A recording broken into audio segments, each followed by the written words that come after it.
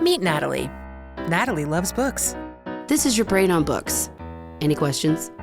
And this is Angela. She's a very serious jazz singer. Shooby-dooby-dooby-doop-doop-doo.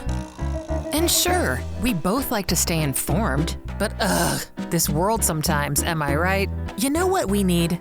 30 minutes of meditation. Pop culture meditation. So we're here to remind you. We get it. You're smart. But right now, take a deep breath and put your books down. And we're rolling. Hello, Natalie. Welcome to Put Your Books Down. Thanks for having me. Great having you here in my living room. I love being here. I do too. I've got my hair up like a deranged Wilma Flintstone. I thought we were Pebbles. You were Pebbles. Pebbles or Wilma. It's one of the other. I don't know. I'd be Bam Bam. You're Bam Bam for sure. I'm impressed that you know who that is, frankly. I watched the Flintstones when I was little. Yeah, the Flintstones. Well, it's funny that we're talking about the Flintstones right now because today we are talking about something that came out in the era of, the actual, when retro throwback was not actually retro. The Flintstones came out in the 50s, 60s, whatever. We're talking today about the wonderful 1996 film Swingers. Yeah, baby. And people, yeah, baby. You are a beautiful baby, Natalie. Beautiful you babies. are a beautiful baby. You are so money and you don't even know it. You are so money and you don't even know it. And this is a great movie. I remember, let me just say, this was my era. Oh, yeah. Okay? Because in 1996, I was like at the height of, where was I living? I think you were in San Francisco. I was living in San Francisco. And at this time, everybody was getting into the retro mid-century the whole thing. The whole revival of the retro clothing and punk swing music and rockabilly, all that stuff. Yeah, Squirrel Nut Zippers, Big Bad Voodoo Daddy, all that stuff. Cherry Poppin' Daddies. Yes, and then everybody got back into like Frank Sinatra and Dean Martin and Bobby Darin and all that shit. Yes, and those of us that those of us that look at you throwing out the. I know about those people. The Velvet. His nickname was the Velvet Fog. Anyway, so this movie opens and it's fantastic. It's you're nobody till somebody loves you.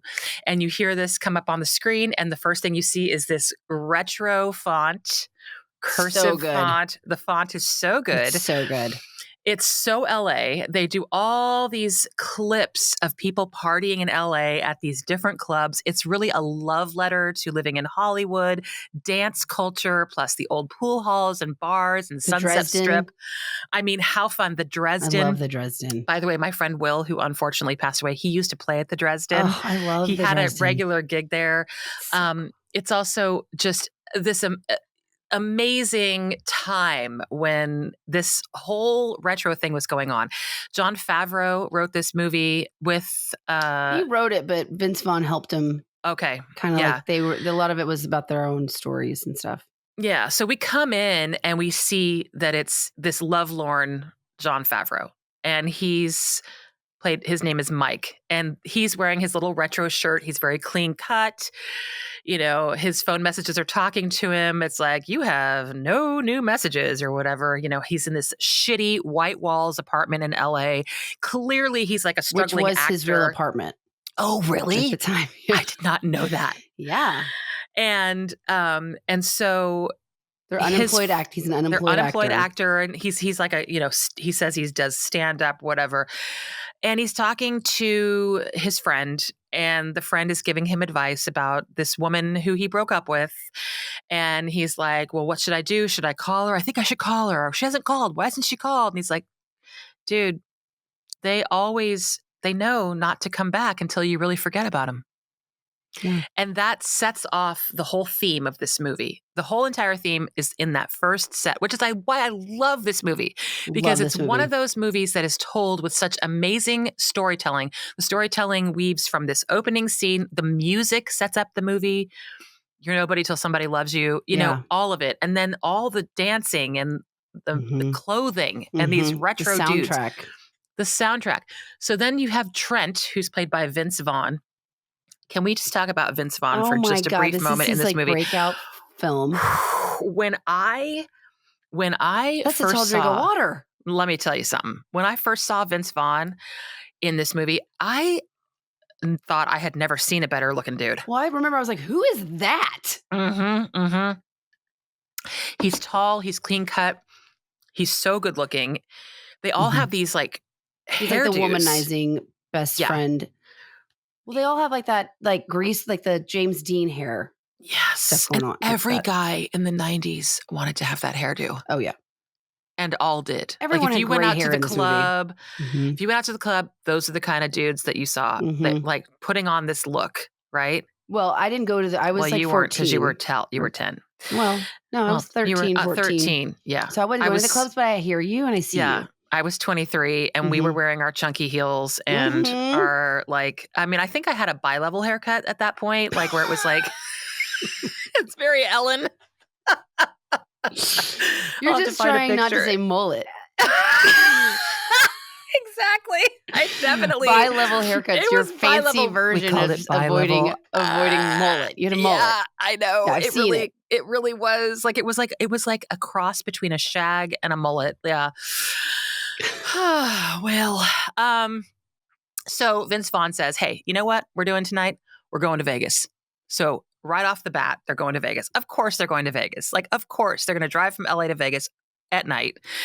And let me just tell you, they're driving along, and how many times, and they're in his retro car. I don't remember what kind of car it is. It's like a Dodge or I don't know what it is. It's like what is that car? It's a classic convertible. It's just a classic convertible. Something. And it's hilarious because they're driving and it's dark and they're starting to like nod off. Like, this was supposed to be like our, woo, we're going to Vegas, baby. We're going to Vegas. And then like 4 hours in, they're like, Vegas, baby. Oh, Vegas, baby, right? Vegas. So they get there. I have to tell you, I've driven to Vegas so many times. It's exactly like how it's portrayed in this movie. You're driving, you're so tired, and you're like, oh my God, are we ever going to get there? And then you come over this ridge and you see the lights of Vegas, and all of a sudden you're like, woohoo, Vegas, baby! Yeah, I've done it. I've left at like 10 o'clock at night and gotten to Vegas at like 4 a.m. And that's not usually when all the beautiful babies are hanging out, though. No, but you get there and you're like, hey, the sun's coming up. Woohoo! Time to party in Vegas.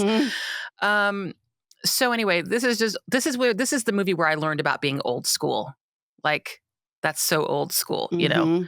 Jon Favreau is the most awkward. They go gamble. He's just so awkward. He takes out $300 and he's like, okay, but I'm not gambling more than $300. I got to pay my rent, you know. And of course, he gets to this table where it's like $100 minimum, and he puts down. That's happened to me. He is just absolutely pathetic. I lost $300 in 5 seconds, 3 minutes once for my 21st birthday. Yeah, it's easy to do by myself. It's easy to do. And his friend, you know, Trent is like, you got to double down on 11. You always double down on 11. Always double down on 11. Always. Mike is just such a loser. And his friend Trent is like, you're a big winner. Who's the big winner tonight in the casino? Who's the big winner tonight in the casino? You are. He's so sweet to him. It's so sweet to him. So sweet to him. And you think that you think he's going to be such a dick, but he's actually just like such a good friend and looking out for his buddy. Yes. He's got his back. He's his wingman. Like, this is where we learn about wingmen. And he puts him first. He like looks for him to have like a hookup or something. And even though like Trent's obviously the first one that these women are like looking at because he's tall and striking. And then there's Jon Favreau, which he's a good looking dude. Like, that's fine. Yeah. But it's not the same vibe. And but Trent is constantly like, he's the guy behind the guy behind the guy. You think, you know, that's the one you want. Yes. But he's like, he doesn't give up on him. He won't. It's just really, really endearing. It actually is really sweet about friendship, I think. Yeah. I really think so too. I think all of the friendships in this movie are really endearing. Yes. And they end up meeting this cocktail waitress and her friend who's like an actress who plays Dorothy in The Wizard of Oz at MGM or something. And they end up going and they're like, hey, you want to come back to our place? And they get back to her place and it's a trailer. It's like an Airstream trailer. Tight, like in a trailer park. Tight space for 4 people, obviously, like to pair looking off. to hook up. Yeah. Kill me. Oh my God, does that sound horrible? So awful. And so Trent Vince Vaughn goes in to the room with this girl, and then Jon Favreau is in the room with the other girl, the Dorothy lady. And you think that they're like getting ready to get busy, and then it cuts to them talking about his ex-girlfriend, which is just that is so real. This is like so relatable because like I've seen my friends do this. I've seen it like we all have. You're not okay. You're going through this breakup. This is all you can think about. And you, any like perspective or like angle to get some kind of new information on shedding light on the situation, you'll take it. Because even if it costs you hooking up with this girl, you can't help yourself. This is all you talk about. So because a lot of it is our ego. Exactly. It's not really because we're sad. What you realize because we're like, wait, what? Yeah. No, and this is like the best. Yeah, exactly. This is like a Jon Favreau coming of age, like not coming of age as like an 18-year-old, but coming of age as like a grown ass man who finds his self-esteem and his confidence. Money. He gets his He's getting his mojo, his swagger, back. His swagger back. Exactly. And his friend Trent is like, man, you're so money. You're so money. You're so money. And you don't even know it. Everything's money, baby, and beautiful babies. Money and babies. Come on. Hey, baby. Hey, baby. I mean, come on, baby. Vince Vaughn in this movie is like perfection. Baby in this like, movie. Oh, baby. I mean, it's just like all the nuances of how you can say baby and you're so money and all the different ways they can say that. It's beyond impressive. And you know what? This is when you get the taste of what Vince Vaughn is going to bring for us later, and how he is so quick. He is so ahead of everybody by like 10 steps, and it's just like wit, snap, doesn't miss a beat. Like there's no competing with Vince Vaughn as far as like comedy. He's that guy who's overconfident about being able to get the ladies to the point where. I won't mention what happens at the end, but at the end, like I will mention it. They're sitting at I don't want to jump ahead, but yeah, we'll get there because we'll get there. It's a pivotal part of the movie. Right. But Natalie, tell me about what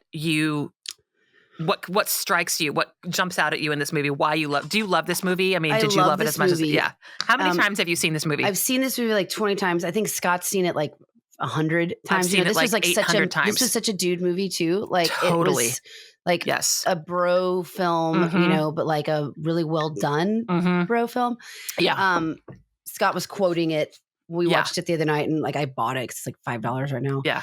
And he was like, had all these quotes and I was like, oh my God, when was the last time you even saw this? He's like 20 years, like 15 years ago. I don't know. Yeah. But like these guys don't miss, you don't forget the Vince Vaughn, Jon Favreau combination. And so I think that like besides Vince Vaughn, and how funny and like charismatic, it's just like oozing charisma. Yes. The original Riz Master. I mean, there's no question. Well, he's actually taking his Riz from like the old school like Brat Pack Riz. Yeah. He's modeling that. He's totally pulling it off. It's like a 90s version of that. I think he may have done it better than some of those actors. I think he like set a new like a new standard. Well, he's definitely like a prettier than those guys. Well, I mean, I think like James Dean and like that's the vibe they're all going for. But he was like he was still so 90s. Yes. But also doing this like throwback. Yeah. But I really though. So Rob, the friend who's played by Ron Livingston. Oh my God, and he's the guy from Office Space. Yes. That he was also in actor. Sex and the City. He was Berger, I loathed him in Sex and the City. I loathed Berger. I know, he was awful. Oh, terrible. But, he was the friend that had been through a breakup. Yes. Similar. And he's like he's like the sad guy who like is trying, they're all unemployed actors, all of them in this group. Yes. And he's the one you think he's like sad, but he's also wise. Yeah. But he's really insecure. Obviously, he didn't get the job as Goofy at Disneyland. Got a call back for Goofy. They're like, why wouldn't you go for Mickey? He's like, well, because I'm tall. So he was like, they're like, oh, all right. Like, oh yeah, of course. Yeah, and like Vince Vaughn's like, Mickey is money, baby. Why wouldn't you go for Mickey, baby? He's like, that's so money. And he's like, well, I'm really tall. And they're like, oh yeah, Goofy's money, baby. But he didn't get it. But he is like this like oracle for Mike, for Jon Favreau. And he explains the whole thing you mentioned earlier about like, if you pretend to forget about your ex, that eventually he will forget about her, but it'll hurt at times. Like it will always sometimes kind of hurt. But more often than not, the pain that you feel when you think about them is about you're missing the pain that you felt when you were going through your breakup. Oh my God. And I think that is so right on. And it's because like you miss the grieving part, I guess, air quotes for me. Yes. But the grieving part more so than the person. Like for me, without, I'm not trying to dismiss, well, whatever. It's always more about like, was it me? Like, what's wrong with me? Like, what have I, like, why is this like, why am I insecure about this? But it's not about the person. Like, it's about, a breakup is, and probably a healthy breakup is like two people that acknowledge this isn't going to work and we need to move on and do our own thing and meet other people or whatever, go on your own journeys.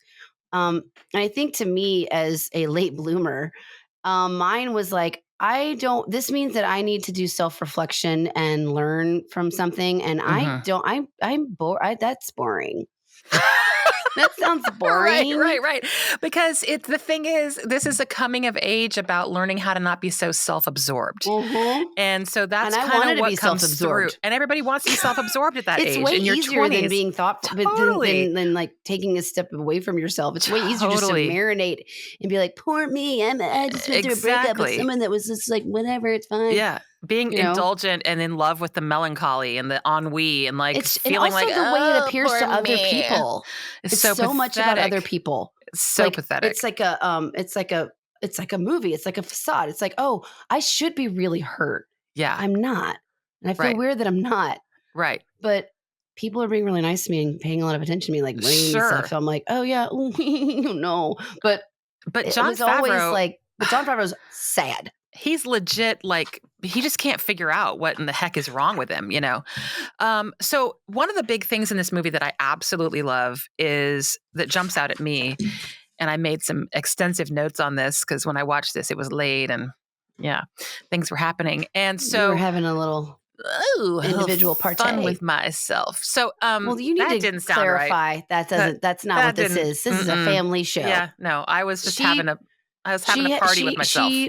She had candy, and she had some candy, and some special and a candy, little cocktail, and was having a good time. Yeah, in that way. Yeah, just with that, watching a movie. Exactly, on the couch by myself. Okay. No anyway, blankets. It's never gonna. It's never gonna get better. Just gonna have to skip over that. Skip right over that. Have to get edited out. We're gonna get an R rating. Go ahead. So what happens? What happens is they go out this one night and they go to the Dresden. And they're out on the town, and it's like swing dance night. And on the screen, I'm just jumping ahead to this because we have to get through the podcast. That's okay. So on the screen comes Heather Graham. Stunning. And what I write down is Heather Graham, literal doll. I mean, and her name's Lorraine. Oh, the way her face comes onto this film, her hair, she's got her little victory rolls. Like a baby doll cartoon with these eyelashes that are just like unbelievable. Bambi. Red lip. She's fabulous. Amazing. I love her. I love her. She comes on the screen. You see her, and Mike starts having a conversation with this girl. And at some point, I think she asks him to dance. It's at the swing dance club. Mm-hmm. And I was thinking about this. And one of the reasons I love this so much, this is about how the storytelling is done so well. So old movies used to always have some kind of dance scene. There was always some ballroom scene in like black and white old romance movies, right? And so this movie starts to get like super meta. It gets super old school because they were talking about the Goodfellas scene where they're going through the kitchen. Yep. And the next thing you know, they're shooting in Swingers. They're shooting a scene where they're all walking through the kitchen. This movie starts getting super meta, right? Mm-hmm. I was thinking like they recreated. That is adorable. What an adorable idea. That is so cute that they decided to do that, right? Mm-hmm. As an homage to Goodfellas or whatever. Yeah. I was also thinking, it is crazy how people just used to dance cheek to cheek with people that they didn't even know. Yeah. right? You want to dance with me? I mean, think of like salsa dancing, and it's like so intimate and like sexual, right. But these are like people are not interested in any of that. It's just dancing. You're just dancing. It's just dancing. You're just dancing. Like I was thinking. Like swing dancing, you're just dancing. You're just dancing, but they're even dancing slowly and they're cheek to cheek and they don't even know each other. Yeah. And I was thinking, Natalie, it's sort of like, isn't it sort of like major Gen Z to be like, oh no, I'm not going to do that. I'm not going to get that close to somebody. Natalie, are we the last of the kissers and huggers generation? Yes. We are, right? Yes. We're the last of the kissers and huggers who will just dance with somebody we don't know. Yeah. Kiss and hug somebody we don't know because it doesn't mean anything. It's just like interaction, human interaction. We're just dancing. Right? Yeah. I mean, it used to be that way.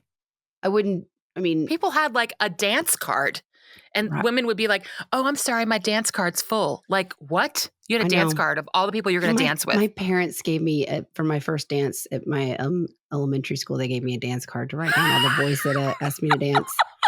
And I was so scared. I was like, no one's going to ask me. And my dad was like, they're going to ask you. But everybody was just friends, you know? And like, you just like slow dance, like rock back and forth, this like slow dance. And I wrote them down. I don't know where that is, but it was and I remember being like, that's weird. But now as an adult, and I wouldn't do that. Like, now I would dance with Scott, but like before anyone, living in New York, when people were like, do you want to dance? I'd be like I'd be at weddings and do that. And I'm like, yeah. And it could be like the most unattractive human being I've ever seen in my entire life. Dance. Give him a dance. Dancing. What's the we're problem? Doing some swing dancing. Right. It's fun. That's a good time. It doesn't have to mean, it doesn't have to mean anything significant. It's just literally dancing is fun. It's human interaction, body to body contact, even if it's just somebody you don't even know. I just think it's so interesting. Anyway. Well, it's a lost art. It's a lost art. And I know it's out there because I know that there's major people doing swing dance and stuff, but just the culture of I think a lot of it strangers. Has been soured. Well, a lot of it has been soured because people messed it up for everybody. Are gross because people are gross. People are gross. And I don't blame. And I get why it's not as common anymore because like it's just gotten so fucking weird. But like it takes one person to ruin it for the bunch. Am I right? Sometimes you just can't dance cheek to cheek with anybody anymore and then not be worried that you've had something put in your drink or some type of oil that these people are wearing on their face to spread it onto someone else's face so that you're in a coma. Am I right? And on that note, we'll be right back. Friends, here's a little secret. We are sponsored by Laser Care Skin Clinic of Little Rock, Arkansas. And did you know that people from all over the country travel to Laser Care to get services and treatments by Dr. Bruce Sanderson and Natalie C. Sanderson-Jones? It's because they trust the excellent service they receive at Laser Care. Laser Care specializes in all manner of popular cutting-edge and effective skin treatments, including Botox and other fillers, body contouring, tattoo removal, microneedling, and ultrasound skin tightening, just to name a few. Dr. Bruce Sanderson is known in the industry as a talented artist, making you look totally refreshed without any of that scary, overfilled look. And if you're a listener of Put Your Books Down, you know that Natalie C. Sanderson-Jones is the licensed esthetician who always provides excellent care in a clean, safe, and private experience. Lynn Haley is the dynamo at Laser Care who makes it all work, so give her a call at 501-664-5119 and book a free consultation today. Call Laser Care Skin Clinic at 501-664-5119 and book a free consultation. Because wasn't it Mae West who said, "You're never too old to become younger"? Laser Care Skin Clinic. And back to the show.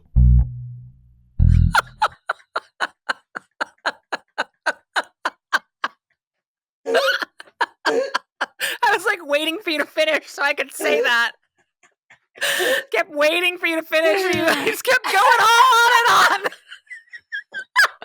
I haven't eaten. I'm sorry. We might have to nix this whole episode. Commercial break again. No, that was good. Keep this in, Darren. Keep this in. Oh God, I'm sorry. So he's really feeling it with this Lorraine girl. They're not just dancing because there's a massive spark. There is a spark and there is connection. And the song that is playing is, "Come on, baby, knock me a kiss, do-do-do-do." And I'm like, I have to sing that song. Oh, yeah. I love cake, make no mistake. Scratch that off my list. It's so good. I have to sing that tune. It's so money, baby. You're so it's money. So Angela. money. It's so money. It's so money. And so, Natalie, so listen, this movie is fantastic. I want you to tell me, you told me that you listened to the Smartless episode with Vince Vaughn. Give me some of your insights from that. Recently, Vince Vaughn went on Smartless, and you'll know I'm obsessed with Smartless and try to copy them as much as I can. But so he was talking about his relationship with Jon Favreau, and they met on the set of Rudy in Chicago. Yes. Do you remember that movie, Rudy? I do. So we love that movie so much that we named our dog Rudy because he was like the smallest of the puppies. Yeah.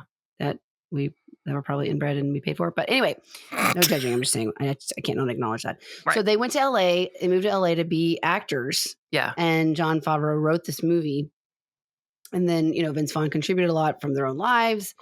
And, they did so many table readings. And like they didn't have the money to rent out these bars like the Dresden and all of these other clubs because that was too expensive. So the clubs were still open. So a lot of these were not real extras. These are just people like the you could tell the show must go on. Like these people are just there to hang out. Yeah. And they got so comfortable with their material that they were just like picking it up and being able to, there were no distractions. Like just because random people were around, like they could perform it just as they had wanted it to be. I love that. It's very organic in that way. And that's what, that comes through in this movie. It feels so real. Yeah, it does. It doesn't feel like a movie. It feels legit. It doesn't. It just feels like two guys like having a storytelling of this story. It's so good.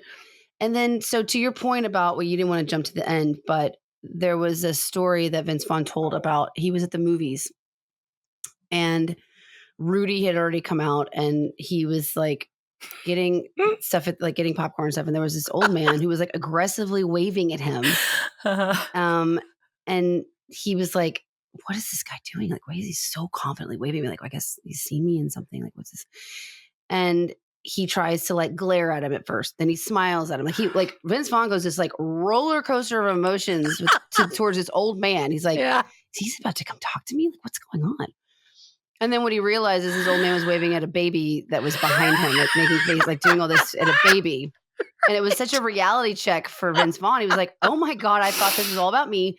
There's a baby that this man is genuinely entertaining right now. And I thought this was me the whole time." And he was like, "I didn't know what I was going to do." And then I was like, "Well, I'll just go up to him and, say, hey, I got like whatever." But it was not even about him at all. The guy didn't know who he was at all. Right. And that goes back to the end of Swingers with like the final scene where they're at the coffee shop and Jon Favreau has gotten through this situation with his ex-girlfriend. She calls him and he's on the other line with Lorraine, with Heather Graham. And he gets off the phone with the ex-girlfriend to talk to Lorraine. Which instead, at that is point, like everybody's cheering. It's like the break. It's just like, oh my God, he's done it. He's here. Did it. He did it. Here we are. Here we are. And it's amazing. And Heather Graham is going through a breakup too. So he was able to talk to her. They were able to like mildly like bond over that and on bond a over human that. level where it's not just all about like hooking up and picking up people. It's literally like they connect totally on a real level. Yeah. I know. It's so good. It's so good. At the end of the movie. Yes. They're in a diner. Why don't you tell that scene? They're in a diner. That's a real story. It's hilarious because Vince Vaughn, Trent, thinks this woman is making eyes at him and she's an older lady and he's like, "Oh, okay. And he's looking over Jon Favreau's shoulder in this diner, like 2 tables down. And of course she's making the faces and he's just going ape shit, just going balls to the walls. Like, he's like, she's oh really God. into it. Wow. Okay, look at this. Okay. All right. Okay. Hey, yeah. And it's just so funny. And then it turns out that he walks over there and there's a baby. She's making faces at a baby.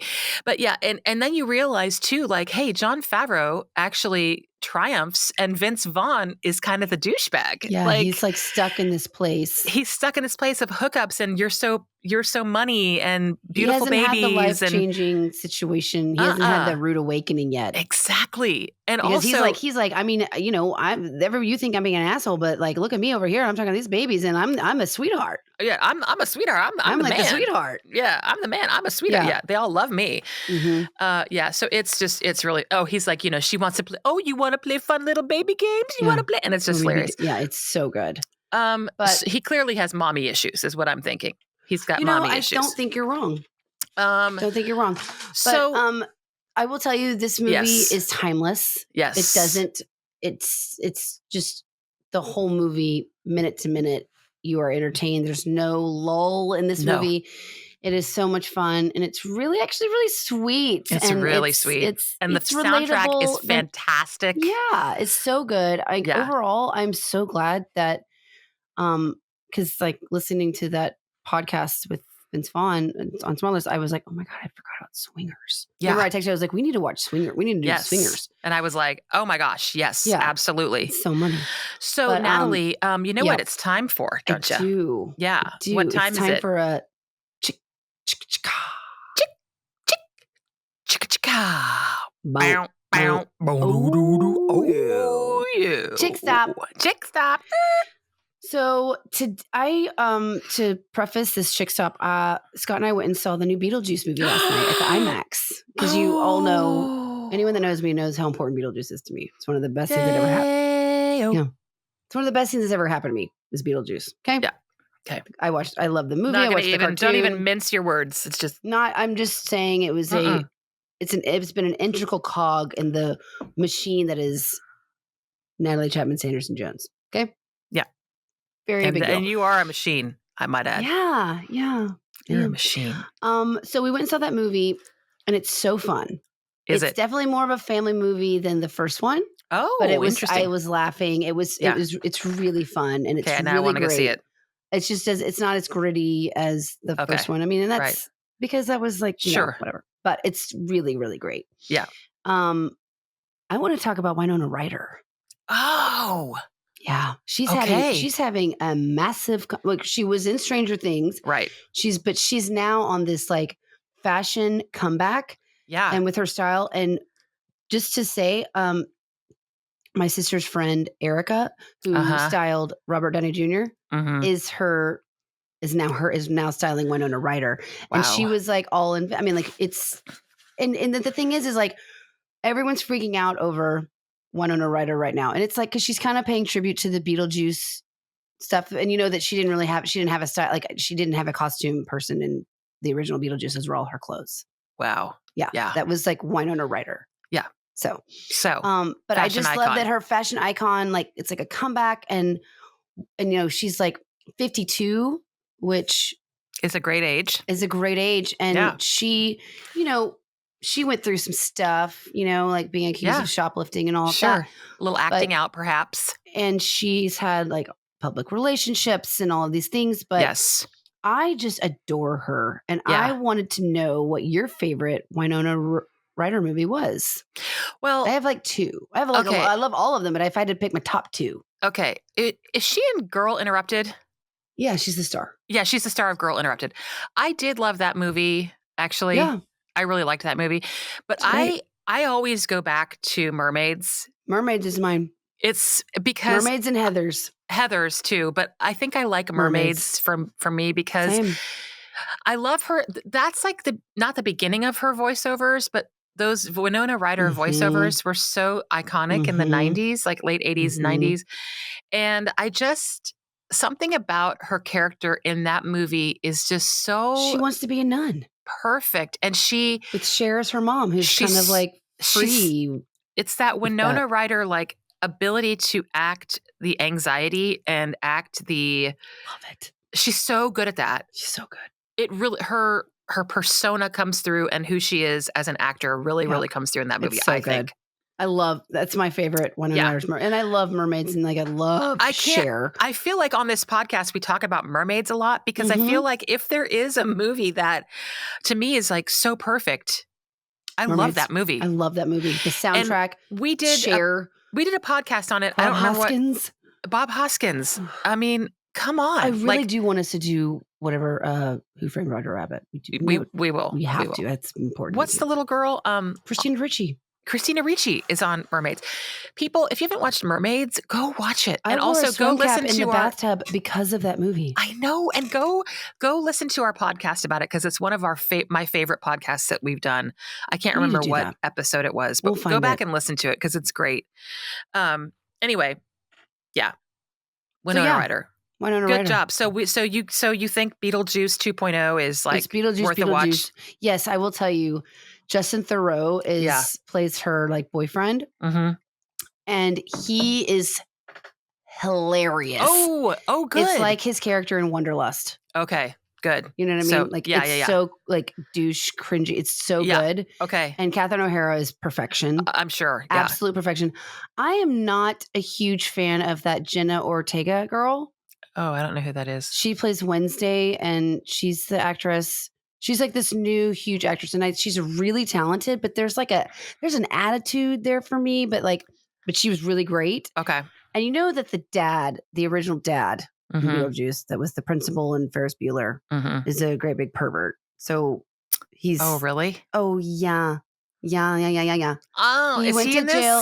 This? He's a big old pervert. So he's like, I don't like to say canceled, but he was canceled.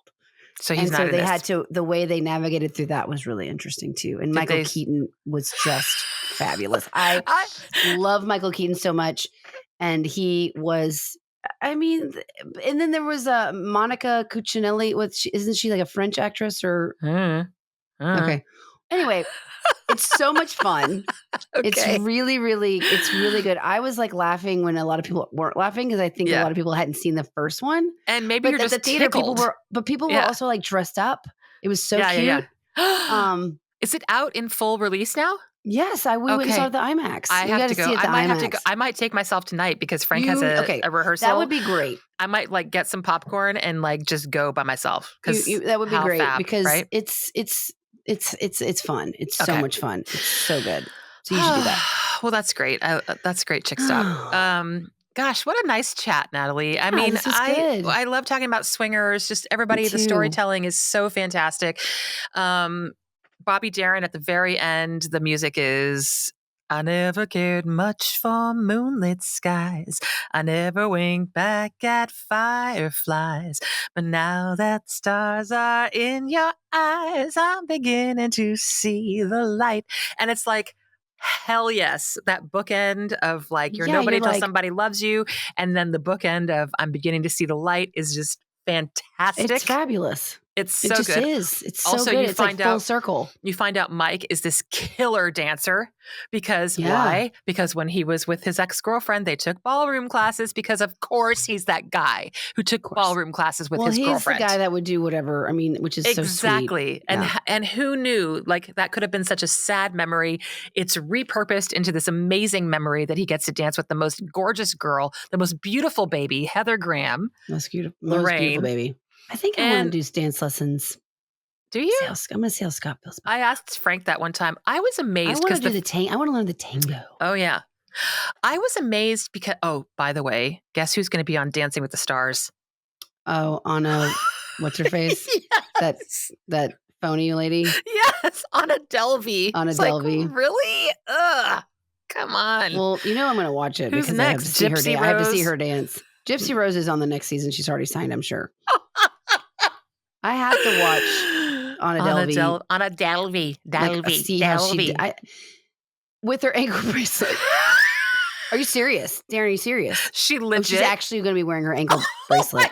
Oh my God. That's crazy. Oh my God. Oh, well, listen. You heard it here, people. Don't you heard tempt it me with a good time. That sounds amazing. Anyway, everybody watch Swingers, enjoy it, take a load off, relax, have a martini, or have two. Jinx. Yeah, that's all I have to Angela, say. I love doing this with you, and thank you for tolerating me, and I love you. I love you too. Do you have anything to say to our people before we go? Everybody, if you love, put your books down. What do they want to do, Natalie? What do they want to do?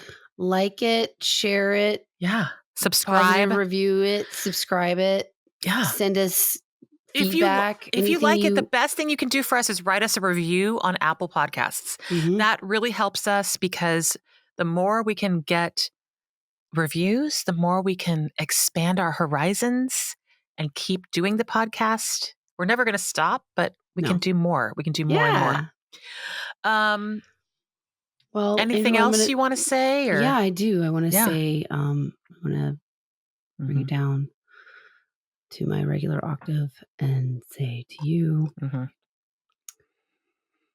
Namaste, money baby.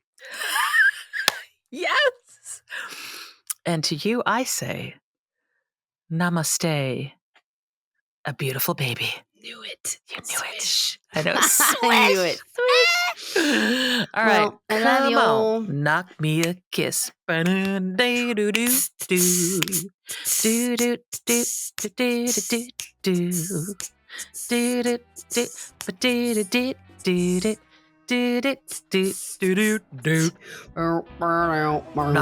a kiss.